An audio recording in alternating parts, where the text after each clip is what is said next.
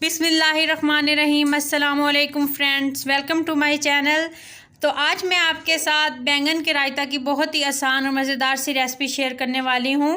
1 चम्मच नमक लिया है, आधा चम्मच सुरख मिर्च पाउडर, आधा चम्मच काली मिर्च पाउडर, थोड़ा सा पुदीना लेके उसको काट लिया है, 1 बारीक कटी हुई हरी मिर्च, थोड़ा सा बारीक कटा हुआ धनिया, 1 बारीक कटा हुआ टमाटर, स्मॉल साइज़ का प्याज लेके उसको बारीक काट लिया है, भुना हुआ बैंगन है, 1 कटोरी फेंटा हुआ दही है। तो चलिए शुरू करते हैं बैंगन का रायता।